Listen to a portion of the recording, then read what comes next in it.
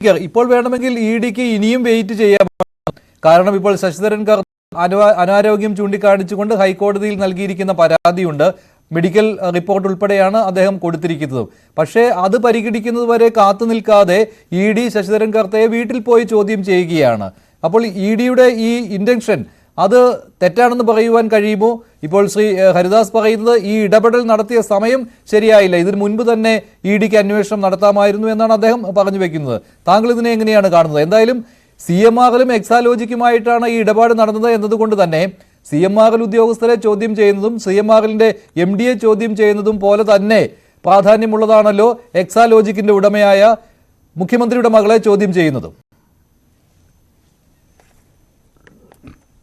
തീർച്ചയായിട്ടും ശ്രീ മഞ്ജുഷ്, ഞാനതിൽ മനസ്സിലാക്കുന്നത് ശ്രീ ഹരിദാസ് പറയുന്നത് ഞാൻ കേട്ടു. അപ്പോൾ അദ്ദേഹം പറഞ്ഞ ഒന്ന് രണ്ട് കാര്യങ്ങളുണ്ട്. ഒന്ന്, അദ്ദേഹം പറഞ്ഞത് ഇതിൻ്റെ ഒരു ടൈമിങ്ങിനെയാണ് അദ്ദേഹം പറയുന്നത്. ആ ടൈമിംഗ് അത്ര ഉചിതമായില്ല. ഒരുപക്ഷെ നേരത്തെ തന്നെ ഇത് ആരംഭിക്കാമായിരുന്നു. കുറേയധികം തെളിവുകൾ ഒരുപക്ഷെ നഷ്ടപ്പെടാനുള്ള സാധ്യതകളെപ്പറ്റി അദ്ദേഹം പറഞ്ഞു. പക്ഷേ അങ്ങനെ ഒരു സാധ്യത ഈ വിഷയത്തിലുണ്ടെന്ന് ഞാൻ കരുതുന്നില്ല. കാരണം ഒന്നാമത് എല്ലാം ഡിജിറ്റലായിട്ടുള്ള ട്രാൻസാക്ഷൻസ് ആണ്. അപ്പോൾ അതുകൊണ്ട് തന്നെ അക്കൗണ്ട് ടു അക്കൗണ്ട് ട്രാൻസ്ഫറാണ്, അല്ലെങ്കിൽ ഡിജിറ്റലായിട്ടുള്ള ട്രാൻസ്ഫറാണ്. അവർ നൽകിയിരിക്കുന്ന സേവനം എന്ന് പറയുന്നത് ഡിജിറ്റലായിട്ടുള്ള സേവനമാണ്. ആ സേവനത്തിൻ്റെ എന്തെങ്കിലും ഒരു കാര്യം ആ കമ്പനിയിൽ ഉണ്ടാകണമെങ്കിൽ അതും ഡിജിറ്റലായിട്ട് തന്നെ ആകും. അപ്പോൾ ഡിജിറ്റലായിട്ടുള്ള എവിഡൻസസ് ആണ്. അതിനെ പൂർണ്ണമായിട്ടും ഇല്ലാതെയാക്കുക എന്ന് പറയുന്നത് എളുപ്പമല്ല. അപ്പോൾ തെളിവ് അവിടെ ഉണ്ട്. ആ തെളിവ് നശിപ്പിക്കാൻ അത്ര എളുപ്പവുമല്ല. നമ്മുടെ സാധാരണ രീതിയിലുള്ള ഒരു ഇൻവെസ്റ്റിഗേഷൻ പോലെ പുതുതായിട്ട് തെളിവ് കണ്ടെത്തേണ്ടുന്ന ആവശ്യമില്ല. നേരെ മറിച്ച് തെളിവ് അവിടെയുണ്ട്, അത് പരിശോധിച്ചാൽ മാത്രം മതി. ആ തെളിവിനെ പൂർണ്ണമായിട്ടും ഇറേസ് ചെയ്യുന്നതിനോ ഇല്ലാതെയാക്കുന്നതിനോ സാധ്യവുമല്ല. അതിൻ്റെ ടൈം സ്റ്റാമ്പുകൾ ഉൾപ്പെടെയുള്ള പല കാര്യങ്ങളും അവിടെ ഉണ്ട്. അപ്പോൾ അതുകൊണ്ട് അത് കൃത്രിമമായിട്ട് പുതിയൊരു തെളിവ് അവിടെ സൃഷ്ടിക്കുന്നതിനൊക്കെ തന്നെ വളരെ വലിയ രീതിയിലുള്ള ബുദ്ധിമുട്ടുകളുണ്ട് എന്നുള്ളത് IT റിലേറ്റഡ് ആയിട്ടുള്ള പല കേസുകളും നമ്മളിപ്പോൾ കാണുമ്പോൾ നമുക്കത് അറിയാവുന്നതുമാണ്. അപ്പോൾ അതുകൊണ്ട് ഇതിൽ കാലം താമസിച്ചു പോയി, വൈകിപ്പോയി എന്നുള്ള ഒരു കാര്യം അവിടെ സാങ്കേതികമായിട്ട് നിലനിൽക്കുമെന്ന് ഞാൻ കരുതുന്നില്ല. പ്രായോഗിക തലത്തിലും അത് നിലനിൽക്കുമെന്ന് ഞാൻ കരുതുന്നില്ല. കാരണം ഈ കേസിൻ്റെ സ്വഭാവം എന്ന് പറയുന്നത് ഒരു മോഷണ കേസ് പോലെയോ അല്ലെങ്കിൽ ഒരു കൊലപാതക കേസ് പോലെയോ ഒന്നുമല്ല. നേരെ മറിച്ച് ഡിജിറ്റലായിട്ടുള്ള എവിഡൻസ് ആണ്. അത് കണ്ടുപിടിക്കാനായിട്ട് സാധ്യവുമാണ് എന്നുള്ളതാണ് ഒന്നാമത്തെ വിഷയം. രണ്ടാമത്തെ വിഷയം, ഇതിൻ്റെ ടൈമിങ്ങിനെ പറ്റി പറയുന്ന സമയത്ത് തന്നെ പല രീതികളിലാണ് ഇപ്പോൾ ഇ ഡി പലരെയും ചോദ്യം ചെയ്യുന്നത്. ഇപ്പോൾ തോമസ് ഐസക്കിനെയും അരവിന്ദ് കെജ്രിവാളിനെയും മാത്രം നോക്കിക്കഴിഞ്ഞാൽ അവരെ പോയി അവരുടെ വീടുകളിൽ പോയി കാണുന്നതിന് വേണ്ടിയിട്ടോ അത്തരത്തിലുള്ള യാതൊരു വിധത്തിലുള്ള കാര്യവും ചെയ്യാതെ വളരെ കൃത്യമായിട്ട് അവർക്ക് സമൻസ് അയച്ചിട്ട് അവരുടെ മറുപടി എന്താണ് എന്നുള്ളത് പ്രതീക്ഷിച്ചിരിക്കുന്നതാണ് നമ്മൾ കണ്ടത്. നേരെ മറിച്ച് ഇപ്പോൾ വരുന്ന സമയത്ത്, ഇപ്പോൾ ശശിധരൻ കർത്തയുടെ കാര്യത്തിലേക്ക് വരുന്ന സമയത്ത് അദ്ദേഹത്തിനോട് പറയുന്നു തിങ്കളാഴ്ച വരാൻ പറയുന്നു, അല്ലെങ്കിൽ ചൊവ്വാഴ്ച വരാൻ പറയുന്നു.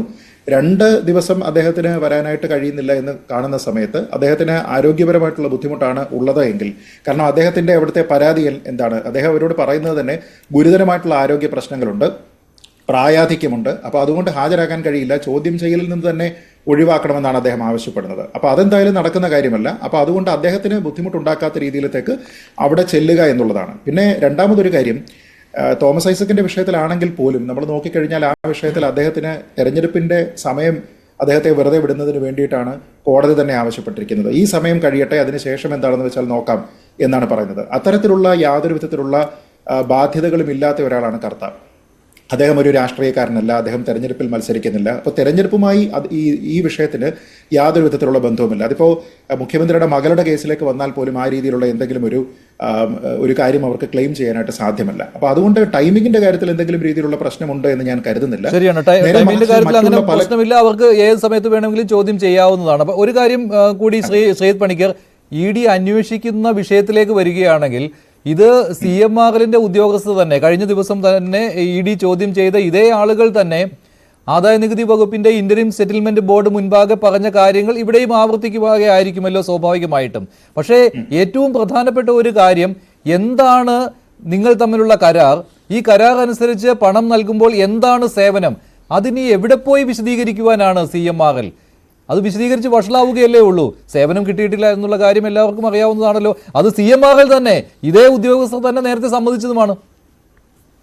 തീർച്ചയായിട്ടും. അപ്പോൾ അതുകൊണ്ട് തന്നെ ഇതിപ്പോൾ 2 ഏജൻസികൾ അന്വേഷിക്കുന്നു എന്നുള്ള ഒരൊറ്റ കാര്യം കൊണ്ട് മാത്രമേ ഉള്ളൂ. കാരണം സാങ്കേതികമായിട്ട് അതിൽ നടക്കുന്ന കാര്യങ്ങളെല്ലാം തന്നെ ഒന്ന് തന്നെയാണ്. പിന്നെ ഇത് 2 ആക്ടിന്റെ പ്രൊവിഷനിലാണ്. ഒന്ന് PMLA ആക്ട് ആണെങ്കിൽ മറ്റൊന്നെന്ന് പറയുന്നത് കമ്പനീസ് ആക്ട് ആണ് എന്നുള്ള വ്യത്യാസം മാത്രമേ ഉള്ളൂ.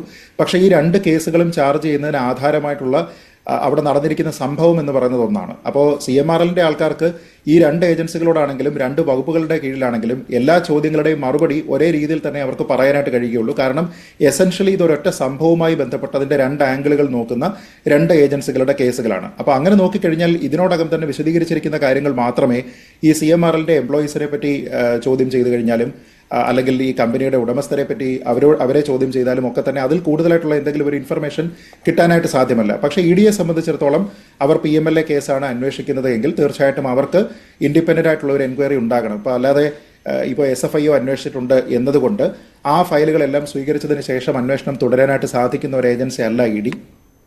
കാരണം നമ്മൾ ഈ കമ്പനീസ് ആക്ട് വഴി അന്വേഷിക്കുകയാണ്, ഒരു കേസ് അന്വേഷിക്കുകയാണ് എങ്കിൽ അതിൽ ഒരു സമയം ഏറ്റവും പരമാധികാരമുള്ള ഒരു ഏജൻസിക്ക് മാത്രമേ അത് അന്വേഷിക്കാൻ കഴിയുകയുള്ളൂ. SFIOയ്ക്ക് മാത്രമേ അന്വേഷിക്കാൻ കഴിയുകയുള്ളൂ. പാരലായിട്ട് മറ്റേതെങ്കിലും ഒരു ഏജൻസി കൂടി അന്വേഷണത്തിന് വരികയാണെങ്കിൽ ആ അന്വേഷണം സാധ്യമല്ല. അത് സ്റ്റേറ്റ് ലെവലിലാണെങ്കിലും കേന്ദ്ര ഏജൻസി ആണെങ്കിലും അത് സാധ്യമല്ല. പക്ഷേ അത് കമ്പനീസ് ആക്ട് വഴി ആയിരിക്കണം. നേരെ മറിച്ച് EDയെ സംബന്ധിച്ചിടത്തോളം കമ്പനീസ് ആക്ടിലല്ല അവർ അന്വേഷിക്കുന്നത്. അവർക്ക് അത് നോക്കേണ്ടുന്ന കാര്യമില്ല. അവർ PMLA പോലെയുള്ള പ്രൊവിഷൻസ് ആണ് നോക്കുക. അപ്പോൾ അതുകൊണ്ട് ആധാരമായിരിക്കുന്ന കാര്യങ്ങൾ ഒന്ന് തന്നെയാണ്. ഈ കാര്യങ്ങൾ എന്തൊക്കെയാണ് എന്നതിനെപ്പറ്റി കൃത്യമായിട്ടുള്ള ധാരണ EDക്കുണ്ട്. പക്ഷേ ആ ഫോർമാലിറ്റി കംപ്ലീറ്റ് ചെയ്യുന്നതിൻ്റെ ഭാഗമായിട്ട് അവർക്ക് ഇവരെ എല്ലാവരെയും തന്നെ ചോദ്യം ചെയ്യണം, ഗ്രില്ല് ചെയ്യണം. ഇതൊക്കെ ചെയ്തെങ്കിലേ മതിയാവുകയുള്ളൂ. അപ്പോൾ അതിൻ്റേതായിട്ടുള്ള ഒരു സ്വാഭാവികമായിട്ടുള്ള ഒരു കാലതാമസം എന്നത് മാത്രമേ ഉള്ളൂ. പിന്നെ എപ്പോഴും ഹൈ പ്രൊഫൈലായിട്ടുള്ള ഒരു ഒരു വ്യക്തി അല്ലെങ്കിൽ ഒരു ബന്ധുത്വം കൊണ്ട് ഹൈ പ്രൊഫൈൽ ആകുന്ന ഒരാൾ ഒരു കേസിൽ ഉൾപ്പെടുകയാണെങ്കിൽ അത് സംസ്ഥാനത്തെ ഏജൻസി ആണെങ്കിലും കേന്ദ്ര ഏജൻസി ആണെങ്കിലും കുറച്ചുകൂടി കോഷ്യസ് ആയിട്ട് മാത്രമേ എത്ര വലിയ തെളിവുകൾ ഉണ്ടെങ്കിലും എത്ര വലിയ ഡയറക്റ്റ് ആയിട്ടുള്ള ആരോപണം ഉണ്ടെങ്കിലും നോക്കുകയുള്ളൂ. അപ്പോൾ സ്വാഭാവികമായിട്ടും ഈ ചുറ്റുമുള്ള വട്ടം എല്ലാം തന്നെ പൂർത്തീകരിച്ചതിന് ശേഷം മാത്രം ഉള്ളിലേക്ക് കടക്കുക എന്ന രീതി മാത്രമായിരിക്കും അവരത് കൊണ്ടുവരിക. അപ്പോൾ ഇലക്ഷനുമായിട്ടൊക്കെ ബന്ധപ്പെടുത്തി വേണമെങ്കിൽ നമുക്കിതൊക്കെ പറയാം. പക്ഷേ ഈ ഒരു കേസിൻ്റെ ഒരു ദൃഢത എന്ന് പറയുന്നത് മുമ്പുള്ള രണ്ട് വ്യത്യസ്തമായിട്ടുള്ള ഏജൻസികൾ, അത് പിന്നെ നമ്മളുടെ രജിസ്ട്രാർ ഓഫ് കമ്പനീസ് ആണെങ്കിലും SFIO ആണെങ്കിലും വളരെ കൃത്യമായിട്ട് കണ്ടെത്തിയതാണ്. അതേപോലെ തന്നെ അതിന് മുമ്പായിട്ട് ഇൻകം ടാക്സിൻ്റെ ഇൻ്ററിം സെറ്റിൽമെൻറ്റ് ബോർഡ് കണ്ടെത്തിയതാണ്. ഒരു വ്യത്യാസം എന്ന് പറഞ്ഞാൽ മറ്റുള്ള പല എൻക്വയറികളും ഓൺഗോയിങ് ആണ്. ഇപ്പോൾ ഉദാഹരണത്തിന് സ്വർണ്ണക്കടത്ത് അല്ലെങ്കിൽ ഡോളർ കടത്ത് തുടങ്ങിയ കേസുമായി ബന്ധപ്പെട്ട് ഫൈനാലിറ്റിയോ അതിൻ്റെ കൺക്ലൂഷനോ എത്തിയിരിക്കുന്ന കാര്യങ്ങളല്ല. അതൊക്കെ തന്നെ ഇൻവെസ്റ്റിഗേഷൻ്റെ പല സ്റ്റേജുകളിലാണ്. പലതും ഇപ്പോഴും വാക്കാൽ പറഞ്ഞിരിക്കുന്ന കാര്യങ്ങളാണ്. ആ കാര്യത്തിൽ പലതിലും അന്വേഷണം പൂർത്തിയാകാനായിട്ട് ശ്രമിച്ചിട്ടില്ല പല കാര്യങ്ങളിലും ഏജൻസികൾ. അതേപോലെ ചിലതൊക്കെ തന്നെ നടക്കുകയുമാണ്. നേരെ മറിച്ച് ഇവിടെ അങ്ങനെയല്ല. ഇപ്പോൾ SFIOയുടെ ഇൻകം ടാക്സിൻ്റെ ഇൻ്ററിം സെറ്റിൽമെൻറ്റ് ബോഡിയുടെ കണ്ടെത്തൽ എന്ന് പറയുന്നത് ഫൈനാലിറ്റി എത്തിയതാണ്. അതൊരു നിലനിൽക്കുന്ന കണ്ടസ്റ്റ് ചെയ്യപ്പെടാത്ത ഒരു കാര്യമാണ്. അതേപോലെ തന്നെ അതിനെ തുടർന്നുകൊണ്ട് രജിസ്ട്രാർ ഓഫ് കമ്പനീസ് ആണെങ്കിലും SFIOയും ഒക്കെ ആണെങ്കിലും കണ്ടെത്തിയിരിക്കുന്ന കാര്യങ്ങൾ ചാലഞ്ച് ചെയ്യപ്പെടാത്തതാണ്. അഥവാ അത് ചാലഞ്ച് ചെയ്യുന്നതിന് കൃത്യമായ രീതിയിലുള്ള മതിയായ രീതിയിലുള്ള ഗ്രൗണ്ടുകൾ ഈ ചാലഞ്ച് ചെയ്യാൻ വരുന്ന ആൾക്കാർക്കില്ല. അപ്പോൾ അതിൻ്റെ തുടർച്ചയായിട്ട് അവർ തന്നെയാണ് പറയുന്നത് CBI പോലെയുള്ള ED പോലെയുള്ള ഏജൻസികൾ അത് അന്വേഷിക്കണമെന്ന്.